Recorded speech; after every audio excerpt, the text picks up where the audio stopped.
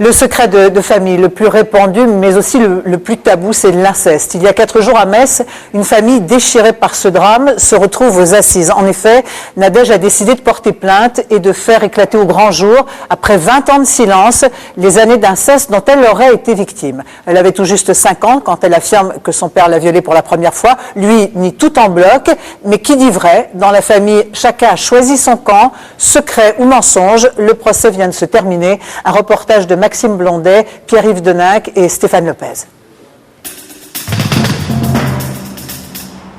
Palais de justice de Metz, jeudi dernier. Nadège, accompagnée de son mari Stéphane et de leur petite dernière, Salomé, est convoquée au tribunal. C'est le rendez-vous de sa vie. Un rendez-vous qu'elle attend depuis 7 ans.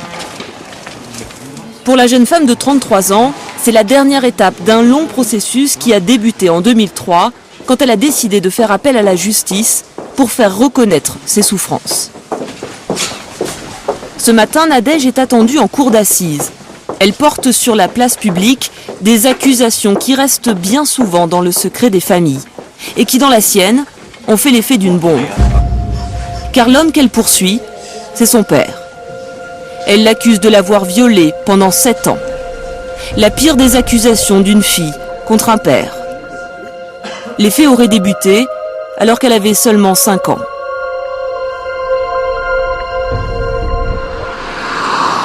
Retour en arrière, 1 mois avant le procès. Nous sommes à Famec, au cœur du bassin lorrain. C'est ici que se seraient déroulés les faits. Ici que Nadège affirme avoir subi les viols. Je passe quasiment tous les jours devant, mais je m'arrête jamais. C'est l'appartement où vivait mon père et ma grand-mère. C'est la première fois qu'elle accepte de revenir sur les lieux. C'est là. C'était la chambre qui est derrière ce balcon. Et là, c'est le salon. Tout s'est passé là. À l'époque, ses parents viennent de divorcer. Elle passe alors un week-end sur 2 chez son père. C'est à cette période qu'il aurait dormi avec elle entre ses 5 ans et ses 12 ans. Ouais, c'est chargé. Ça reste sordide, ça reste une salle de torture. J'en reviens pas. Avoir survécu à ça, je reviens même pas. Ces tortures, ces viols qu'elle dit avoir subis pendant 7 ans, Nadège n'en a pas parlé pendant des années. Elle est restée ici pour construire sa vie comme si de rien n'était. Aujourd'hui, elle vit dans cette maison. Assistante de direction dans un cabinet d'audit, elle est mariée avec Stéphane et mère de 2 petits garçons, Merlin, 4 ans, et Robin, 2 ans. Le 3e, une fille, devrait naître dans quelques jours. Et t'es content d'avoir une petite sœur? Elle est où là ta sœur? Elle habite dans ma maman. Pour arriver à ce résultat, elle a dû se battre, chasser les démons, suivre une thérapie. Aujourd'hui, à 33 ans, elle peut enfin évoquer ce qu'elle a subi. Elle le fait sans tabou, avec des mots crus, presque avec détachement. La première fois, ça a été très violent parce que il a crié. Il m'a prise par les épaules, il m'a jetée sur le lit et il m'a juste enlevé ma culotte. Et il m'a violée. Il est arrivé aussi que ma grand-mère me demande de lui apporter une serviette dans la salle de bain. Et que il était en train de prendre sa douche. Elle me dit va apporter une serviette à ton père. Et puis je retrouve dans la salle de bain, mon père nu. Il est arrivé qu'il me coince la tête entre le mur et un meuble de la salle de bain et qu'il me viole à ce moment-là assez violemment parce que j'ai le souvenir que ma tête cognait fort contre le mur. Déboussolée, Nadège finit par appeler au secours. Elle aurait attendu d'avoir 9 ans pour se confier à sa grand-mère. Mais sa réaction aurait anéanti tous les espoirs de la fillette. Je lui dis qu'il se passait des choses avec mon père, qui étaient vraiment très douloureuses physiquement. Et elle me dit que c'est sur des mensonges, que si jamais j'en parle, que si jamais je continue à dire des mensonges, j'irai à l'orphelinat avec mon petit frère. Et à partir de ce moment-là, vous en parlez plus? Non. Personne. Non seulement j'en parle plus, mais en plus je le range dans un coin de ma tête et je me dis c'est terminé. Je parlerai jamais, je pourrai jamais le dire à personne. Pour quelle raison vous n'en parlez pas à votre mère? J'avais très peur de la faire plus souffrir que ce qu'elle n'avait déjà souffert. Je voulais surtout pas la voir pleurer parce qu'elle pleurait beaucoup. Elle était vraiment, on a eu des moments très difficiles. Une grand-mère pour le moins ambiguë, une mère qu'elle veut ménager à tout prix. La petite fille se retrouve seule avec son secret. Nous sommes donc allés voir son père. Il s'est remarié et vit maintenant à une centaine de kilomètres de là, dans cette maison. Il y a 3 mois, la grand-mère est décédée, emportant avec elle sa vérité. Mais pour le père de Nadège, ce sont les mensonges de sa fille, comme il les appelle, qui sont responsables de tout. Moi, ça me déchire, ça me tue. Ça a tué ma mère, ça. Ma fille a tué ma mère. Je le dis haut et fort. Ma fille, par son mensonge, a tué ma mère. Et moi, le cancer que j'ai eu, c'est pas le tabac. Ça fait 25 ans que j'ai arrêté de fumer. C'est pas le tabac qui est en train de me tuer à petit feu. C'est ma fille qui est en train de me tuer à petit feu. Je vois tous les bons moments qu'on a passés ensemble. Elle, mon fils, moi. Et après le coup de poignard qu'elle me met dans le dos, c'est ça que j'arrive pas à piger. La preuve, selon lui, les photos de famille et les sourires de Nadège. À l'époque où ma fille prétend que je l'ai violée, c'était la joie de vivre, cette fille-là. Vous voyez, là, avec une amie, Isabelle. Elle a gamine, elle a 10 ans. C'est une fille malheureuse, ça, franchement. Quand je vois des photos comme ça, et quand je vois de quoi on m'accuse, je deviens fou. La vérité, c'est celle que je vous dis. Je suis innocent, je n'ai jamais touché ma fille. Jamais. Et pour qu'on comprenne bien, il nous montre la vidéo de son second mariage. C'était en 1999, 2 ans avant que sa fille ne l'accuse. Voilà, on rentre en salle de mairie, et voilà ma fille qui arrive. Ma fille est témoin de mon mariage. Elle est témoin donc de mon bonheur, et après il y a eu le revirement. Vous voyez, donc si vraiment j'avais fait du mal à ma fille, je pense pas qu'elle aurait accepté d'être témoin de mon mariage. Tout cela, répond aujourd'hui sa fille, n'était qu'apparence et faux semblant. Quand on garde un secret de famille aussi douloureux que l'inceste, on est obligé de vivre dans le mensonge et de construire des choses, des relations avec les gens qui sont complètement fausses. Et je finis par devenir un clown, faire rire tout le monde, avoir toujours une blague qui fait rire tout le monde. Mais tout va changer à 25 ans. Nadège vit alors le grand amour. Il est italien, comme son père. Je me suis très très rapidement rendu compte qu'il était impossible que je dorme avec lui. Le fait d'être à côté de lui, déjà, il y a quelque chose qui me repoussait terriblement. Et puis un jour, j'ai réussi à me dire, mais oui, c'est son odeur. Il avait la même odeur de peau que mon père. Son odeur me dégoûtait. Ça me donnait parfois envie de vomir, ça me mettait très mal, ça m'empêchait de dormir, je me sentais en danger en fait. C'était il y a 8 ans. Nadège décide enfin de parler. Elle se confie d'abord à une amie de la famille qui l'incite à tout dire à sa mère. Ce tête-à-tête va avoir lieu ici, dans la voiture. Nadège se montre hésitante, mais sa mère insiste. Sur le trajet, on est resté silencieux, j'attendais qu'elle me parle et elle ne me parlait pas. Et puis on est arrivé ici, à la maison. On est rentré dans l'allée du garage ici. Et puis je lui ai dit, tu me parles pas?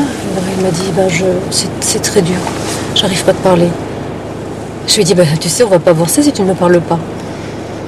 Et puis c'est là qu'elle m'a dit, j'ai vécu l'inceste avec mon papa. Et elle s'est mise à pleurer comme si elle vomissait. Elle pleurait la bouche ouverte, elle a pleuré. Et moi, j'avais du mal à comprendre ce qu'elle m'avait dit. Et je tremblais du haut en bas, tout mon corps tremblait. Et j'arrivais pas à la prendre dans mes bras. Je savais qu'il fallait faire quelque chose, mais j'étais capable de réagir. Et on est resté là au moins 3 heures dans la voiture. On a parlé et... On a parlé pendant 3 heures, elle m'a raconté. On n'arrivait plus à bouger, on était... À l'époque, la mère de Nadège ne doute pas de la sincérité de sa fille. À 1 mois du procès, ce qu'elle cherche toujours à comprendre, ce sont les raisons de son propre aveuglement.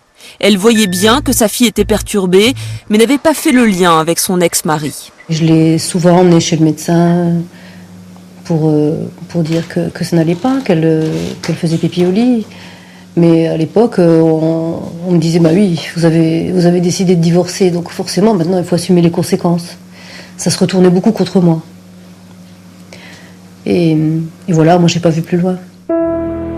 Des messages d'alerte, Nadège en a pourtant envoyé, quand elle ne voulait pas aller en week-end chez son père. Elle me disait parfois, moi, je veux pas aller dormir là-bas. Mais moi, je pensais que c'était parce qu'elle n'avait pas sa chambre. Mais bon, lui, il exigeait d'avoir ses enfants. Et pour moi, il n'y avait aucune raison pour lui refuser ça. De toute façon, lui, il l'exigeait. Et puis, il a hurlé en disant qu'il allait chez les gendarmes, que je voulais pas lui donner les enfants. Enfin, c'était un drame. Mais Nadège ne se contente pas d'en parler à sa mère. Elle porte plainte. L'affaire devient publique. Son père est mis en examen.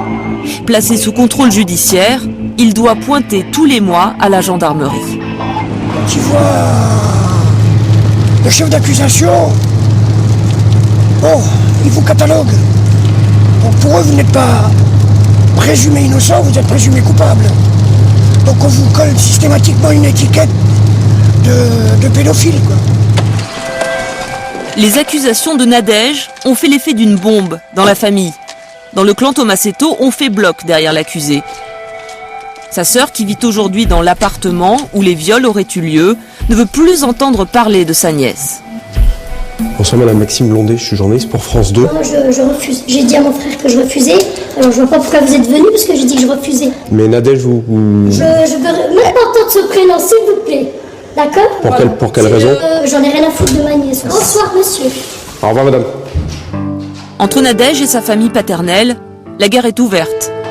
Mais Nadège a aussi rompu avec son clan maternel qui vit pourtant autour d'elle. Elle n'a plus de contact avec ses oncles, ses tantes, ses grands-parents. Elle ne voit plus son beau-père dont elle a pourtant voulu se faire adopter, son frère, ni même sa mère, à qui elle ne parle plus depuis 3 ans. De toute façon, j'avais pas d'autre issue. J'avais pas d'alternative. Il fallait que je sorte de ce cocon familial. Je pense que l'inceste traîne dans la famille depuis des générations, depuis 2 générations au moins. C'est ce qui m'a été rapporté par ma mère. Bon, elle m'a dit avoir subi déjà des attouchements. Et bon, je sais pas si les autres ont subi aussi, ses sœurs. Mais j'imagine que oui. C'est des choses qui ont été dites, du moins. Voilà, c'est des choses qui ont été dites. Des choses dites, mais on n'en parlait pas. Dans sa maison à 500 mètres de là, sa mère n'a pas compris les raisons de cette rupture. J'ai trouvé ça très, très, très étrange et je comprenais pas ce qui se passait. Et elle était très fermée, très froide. Mais tout à fait à l'inverse de ce qu'elle avait été jusque-là. Je l'avais jamais connue comme ça, jamais. Elle vous a expliqué pourquoi ? Non, ça a été assez brutal. Elle était très fermée. Elle a fini par être agressive avec moi, ce qui n'était jamais arrivé. Et c'est une souffrance pour vous ? C'est atroce. C'est très dur. Pour quelle raison ? Parce qu'elle me manque. Excusez-moi. 1 mois plus tard, la famille s'est agrandie. Salomé est née il y a tout juste 1 semaine. Nous sommes à la veille du procès aux assises. Nadège et son mari sont anxieux. Ils appréhendent la façon dont les choses pourraient se passer et redoutent ce grand déballage que Nadège a pourtant souhaité. Je suis un peu angoissée parce que je sais pas où je mets les pieds, parce que je connais pas du tout la cour d'assises. C'est un environnement complètement étranger, et puis bon, c'est une machine froide, hein, la justice, donc je sais qu'on m'épargnera pas. Voilà. Et puis elle a une réunion de famille à laquelle vous n'avez pas envie d'aller en fait. Ouais, mais ça c'est vraiment secondaire, j'y pense pas du tout. Moi je pense qu'ils seront quelque part quand même contents de se voir. Moi je suis contente de pouvoir dire à la société que j'ai vécu ça, que ça se passe comme ça dans la plupart des cas, et que maintenant ça suffit. Faut arrêter. Elle a fini de manger. La cour d'assises de Metz, jeudi dernier. Il est 9h, l'audience commence dans quelques minutes. Le grand déballage familial va pouvoir débuter. Sur le banc de la partie civile, Stéphane réconforte Nadège. Dans le box des accusés, Mario Tomasetto est seul. Et de chaque côté du public, les deux clans. Pour Mario Tomasetto, sa seconde épouse, sa sœur et quelques amis.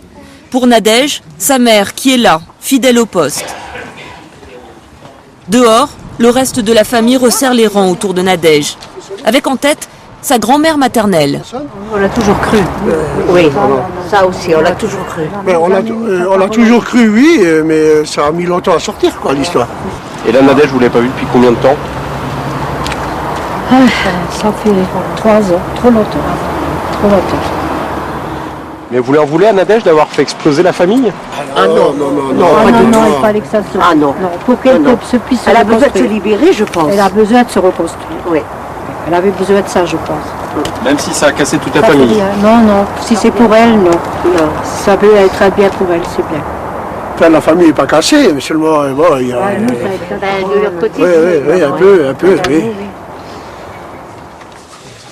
Et c'est dans cette salle d'audience que la mère et la grand-mère vont découvrir la petite Salomé qu'elles n'ont pas encore vue depuis sa naissance.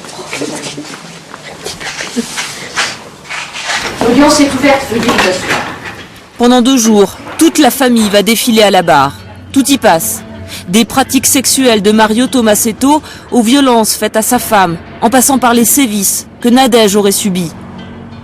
Aucun détail n'est épargné aux jurés. On dresse le portrait d'un mari buveur, parfois violent, trivial avec ses enfants. Nadège elle-même est malmenée par la défense qui l'interroge sur les épisodes les plus intimes de sa vie et finit par la traiter de menteuse. Un grand essorage dont on ressort groggy. C'est très dur, oui, bien sûr. On m'a replongé dans des souvenirs que je n'avais pas du tout envie d'évoquer et certainement pas de me rappeler. Du mariage avec cet homme-là, c'était un cauchemar. Et puis en plus, devant tout le monde, raconter des choses si intimes et si moches. Oui, c'était dur. On apprend encore d'autres choses. J'ai appris qu'il avait fait beaucoup souffrir ma belle-mère. Mon beau-frère, on s'entend pas en ce moment, mais je comprends qu'il a une vie compliquée, je comprends un tas de choses et je trouve ça vraiment dégueulasse. Il a fait souffrir. On est aujourd'hui là pour la faire pour ma femme, mais il a fait souffrir toute une famille et il y a des gens qui en souffriront et qui en souffriront encore demain, quoi. Seul moment de répit pendant une suspension d'audience. Les retrouvailles d'une mère et de sa fille. Des petits gestes qu'on retrouve naturellement. Une complicité qui se réinstalle. Même pas en conflit. Il n'y a pas de conflit entre nous, il n'y a pas de... On n'en a jamais eu. Non. On n'a jamais eu de conflit. On a du mal à se comprendre, on a du mal à communiquer, mais on n'est pas fâchés. Ça m'a manqué. C'est la fin des débats. L'avocat général a requis 12 ans de prison, un réquisitoire sévère qui ne rassure pas pour autant la famille de Nadège. Car l'avocat de la défense, lui, a su utiliser ce qui dans le dossier ne plaidait pas en faveur de la jeune femme. Le soir au restaurant, alors que toute la famille se retrouve autour d'une même table, on commence à s'inquiéter d'un éventuel acquittement. Moi j'appréhende, je ne suis pas bien. Je voudrais bien qu'on reconnaisse qu'elle n'a pas menti, qu'on n'est pas des menteurs, que personne n'a menti. Enfin, je veux parler d'elle ou des gens qui ont déposé pour elle.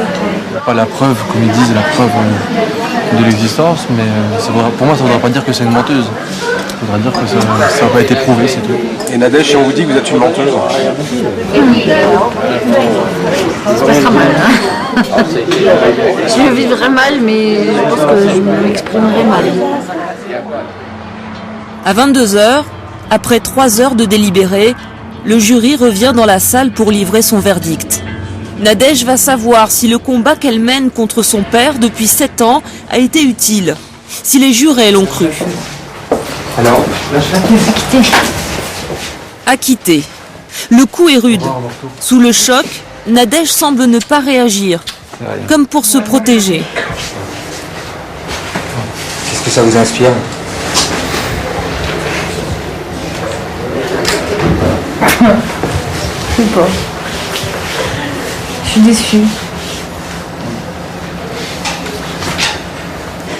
Je suis un peu cassée.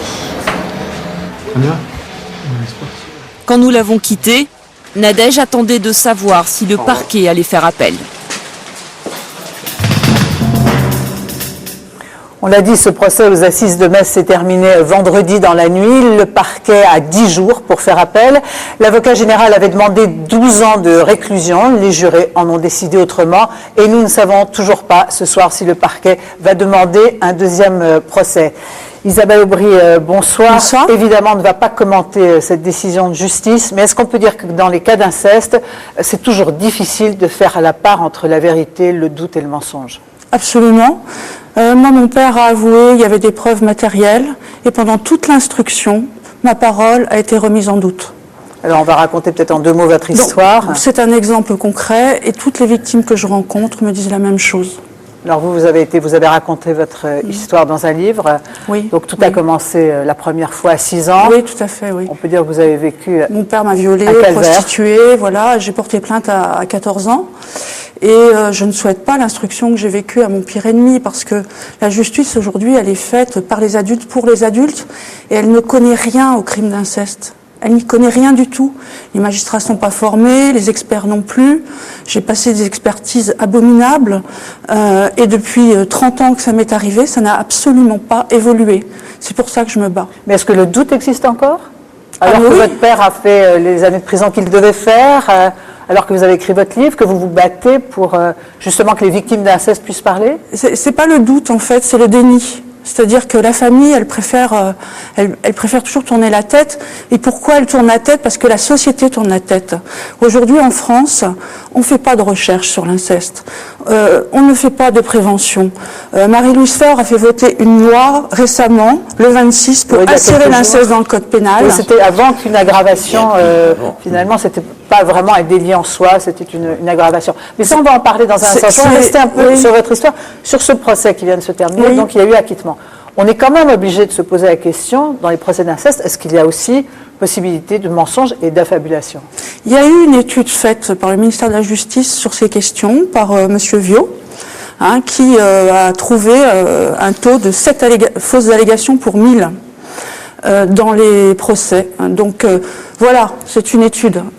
Elle vaut ce qu'elle vaut, mais c'est la seule qui existe en France. Je vais vous dire, faire un parcours de 7 ans de procès, dépenser 20 000 euros, s'endetter pour prouver la vérité de ce qu'on a vécu, peu de victimes le font, puisque 90% des victimes ne portent jamais plainte. Sur les 10% qui portent plainte, il y a 80% de classement sans suite. Et le résultat, c'est qu'il n'y a que 2,7% des agresseurs qui vont en prison. Alors les chiffres sont terribles. Les chiffres que vous donnez c'est abominable. On va tout de suite se retourner vers Axel Kahn, bien sûr, et vers M. Herbert, qui est psychanalyste.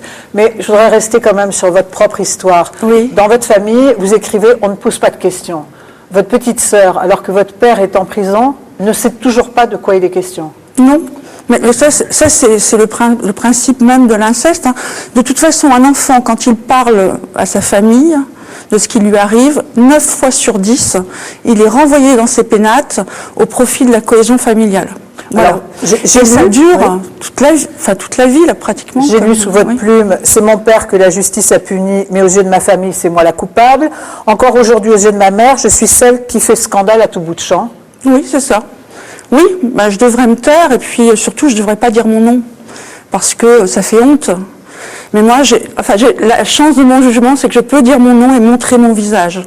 Voilà, et je le fais. Et il y a des millions de victimes. Vous êtes autorisée à? Oui, parce que j'ai un jugement. Des millions de victimes ne peuvent pas le faire parce qu'elles n'ont pas de jugement, de peur d'être attaquées en diffamation. Alors Isabelle, dans votre vie, vous allez rompre 2 fois le secret. La première fois en parlant de votre père. Oui. Deuxième secret, aussi lourd. Le deuxième mari de ma mère, qui m'a violée aussi et qui m'a mise enceinte. Mais là, je l'ai dit à ma mère beaucoup plus tard. Mais bon, c'était pas très grave. Ça avait pas. J'ai essayé en fait. Ce qui est difficile en fait dans l'inceste, c'est de faire le deuil de ses parents. Je dirais, pour moi, c'est le pire, pour moi, c'était d'avoir mes parents. J'aurais préféré ne pas en avoir et avoir des illusions. Le deuil de mes parents, pas que le deuil du père qui vous fait subir l'inceste, mais le deuil de la mère parce qu'elle ne vous a pas protégé. Et de toute la famille. Pour moi, aujourd'hui, toute la famille qui fréquente ceux qui ne m'ont pas correctement protégé sont complices. Donc je ne peux plus faire semblant. Comme Nadège, je suis comme Nadège, je sors de ce cocon comme elle dit. Alors Philippe Grimbert, vous êtes psychanalyste.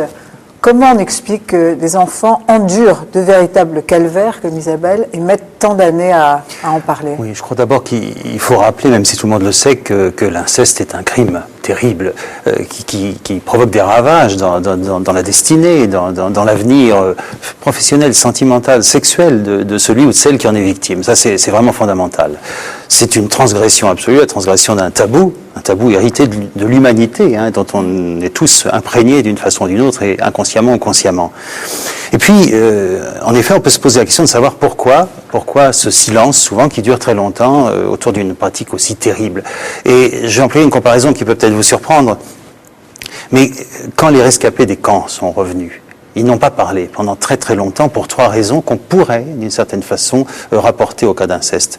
D'abord parce que ils avaient subi un trauma tellement épouvantable que, par essence, un trauma, ça vous coupe la parole. L'indicible ne peut pas se dire, c'est-à-dire qu'on reste dans le silence absolu et l'impossible à dire. La deuxième raison, c'est la honte. La honte. On a connu aussi la culpabilité des survivants et la honte, évidemment, de celui ou de celle qui a subi un inceste familial. Et puis la troisième raison, que les rescapés disaient aussi, c'est qu'ils avaient peur qu'on ne les croie pas. Vous voyez qu'on retrouve là quelque chose d'assez typique. On ne va pas me croire, on va forcément croire mes parents. Et je crois que c'est une des raisons qui explique évidemment le silence des victimes. Axel Kahn, le complot du silence, la famille se soude autour du silence au lieu de se souder autour de la victime. C'est comme ça que ça marche? Oui, il faut voir déjà que ce tabou absolu, cette transgression, l'inceste. En réalité, et il faut le dire, malheureusement, c'est un tabou qui est d'une extraordinaire fréquence. Je veux dire que, comme le rappelle Madame, il n'y a que la petite partie émergée de l'iceberg que l'on voit. Je suis certain que, à une période de ma vie de médecin, travaillant à un endroit que je tairai, je suis certain, j'ai pas la preuve, mais honnêtement, je crois que 10 à 20% des filles de ce pays étaient forcées par leur père. C'est-à-dire que ce qui est intéressant, c'est pourquoi le tabou de l'inceste n'est pas un tabou si fréquemment que cela. Et ça, c'est très passionnant. Et c'est très lié à la triple domination imaginaire, psychique de l'homme dans sa famille. D'abord, c'est la domination machiste. Il est le pater familia. La famille lui appartient. Il est un homme, les femmes lui appartiennent. Il est le père, sa fille lui appartient. Le vrai tabou de l'inceste en général, c'est parce que la catégorie mentale, par exemple du frère ou de la sœur, devient tellement prégnante qu'elle inhibe l'attraction sexuelle. Un petit garçon, une petite fille deviennent un beau garçon, une belle fille, mais ils sont frères et sœurs et il y a une véritable inhibition. Alors, on a fait un sondage là auprès de nos adhérents. Alors l'année dernière, on a fait un sondage Ipsos qui a révélé que 2 millions de Français déclaraient être victimes d'inceste. 2 millions 2 millions. Et là, on vient de faire un sondage auprès de nos adhérents qui révèle qui est le premier prédateur est le père, et ensuite c'est le frère. Voilà. Mais c'est beaucoup plus souvent. Et le troisième. Voilà, mais c'est beaucoup plus souvent. Oui. C'est une proportion de 1 sur 20. Voilà, le père ou l'oncle, etc. Et ça, c'est un phénomène absolument terrible. Et honnêtement, la raison pour laquelle il y a ce silence, c'est que dans certaines familles, ça devient presque un tabou norme. Je veux dire que le fait que la fille est l'objet, la chose du père, et qu'il en a le droit, il y a un deuxième phénomène à celui qu'a très justement cité Philippe Grimbert. C'est que le fait que c'est la norme est intériorisé par les petites filles qui peuvent rester attachées parfois à leur père. C'est-à-dire que parce qu'on n'a pas parlé d'amour, mais ces enfants aiment leurs parents. Se voit. D'ailleurs, pour expliquer les choses, comme je le dis souvent, pour déculpabiliser et faire comprendre aux gens, oui, j'aimais mon père. J'aimais mon père, et quand j'ai été en expertise, j'ai dit que j'aimais mon père. Ce que j'aimais pas, c'est ce qu'il me faisait. Il faut pas confondre les choses, parce qu'un enfant a beaucoup de mal faire le deuil, à ne plus avoir de parents. Moi, j'ai revu mon père après sa sortie de prison. Je voulais avoir un père, mais il avait aucun sentiment de culpabilité, rien du tout. Donc j'ai dû faire ce deuil. Simplement un point à dire ça, madame, ce qui est fondamental, c'est qu'il faut absolument dire et redire, ça n'est pas une norme, c'est un crime, effectivement, un crime abominable. Voilà. C'est bien dit, je crois que ça on aura compris la conviction que vous y mettez tous ensemble. Merci Isabelle de votre témoignage. Vous êtes bien sur le plateau de Prise Directe pour la dernière partie de notre émission sur les secrets de famille. On va maintenant évoquer les lourds secrets du passé, raconter ce qui arrive quand on découvre que son père a été un salaud pendant la guerre. Combien de familles découvrent aujourd'hui le rôle de leurs parents dans la France de l'occupation, une France coupée en deux? De quel côté ont-ils penché? On croyait qu'ils avaient emporté leurs secrets dans la tombe, et puis 50 ans plus tard, la vérité remonte. Une vérité parfois tragique ou héroïque, enfant de héros ou enfant de salaud. Un reportage de Céline Crespi et Pierre-Yves Deninck. À 23 ans, la vie de Aude a basculé. Elle a découvert par hasard que ses parents n'étaient pas ses parents, qu'ils l'avaient adoptée.